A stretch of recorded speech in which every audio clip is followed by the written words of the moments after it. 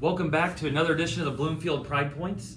Today we're going to talk about the school board, and so with me I have our school board president, Mr. Darren Burch, and our school board vice president, Mrs. Terri Neighbors. So thank you both for coming, and I'll jump right in with the first question about why did you choose to run for the school board, and how many years have you been on the school board?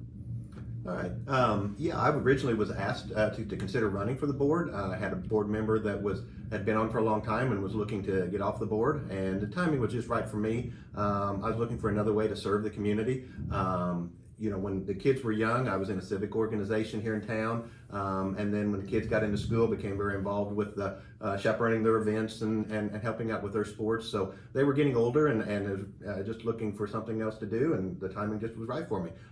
This is my second term, and I'm in my third year of the second term, so I've been on the board 7 years now. Yeah. Great. So after Aaron passed away, I just wanted to find a way to get involved in the school and just kind of see how things worked within the school. And so I figured no better way to do that than to run for school board. And so this is the start of my second term, and it's my 6th year. Great. Thank you. And so how about a couple technical questions? What are the primary functions of the school board? Okay. The two primary functions of the school board is setting policy and hiring the superintendent. Great. And what authority does the school board have? The authority we have is as a board. Board members don't have any authority individually. Great. And so, kind of a more open question, what would you say is the easiest part and the hardest part of being a school board member? So for me, the hardest part would be just having the information, being privy to information that, the public is not privy to. So when we go into meetings, I know how I feel about certain issues, and having that information helps with that the community may not know. So, and then for me, the easiest part is just, I'm proud of our school being a part of the board. It's just awesome. Great.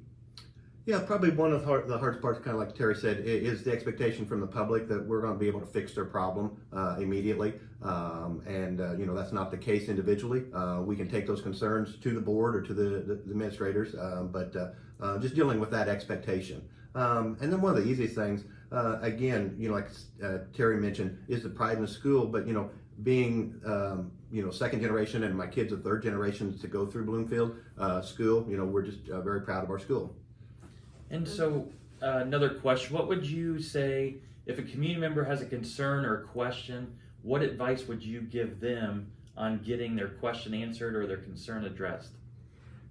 Just to follow the chain of command. So, if somebody reaches out to me with a concern, my advice to them is to go directly to the source. So if it's a problem with a student, with a teacher, then go to the teacher first, then go to the principal, administration. Great. And so when we think about all that goes on at a board meeting, what are some of the key rules that we follow at a board meeting? So the rules that we follow, we have to post the board meetings 48 hours in advance. And then as far as allowing comments at the board meetings, the comments have to stay agenda specific. And then as the community comes to the board meeting, if they were there to speak on an agenda item, then you would just sign in ahead of the meeting, and we allow 3 minutes for those comments. Great. Well, I appreciate all the work that both of you do and being on a school board member, and just appreciate the focus that you have on, serving our students and our teachers and staff in the community. So thank you both. Yep, thank you. And thank you for watching another edition of the Bloomfield Pride Points.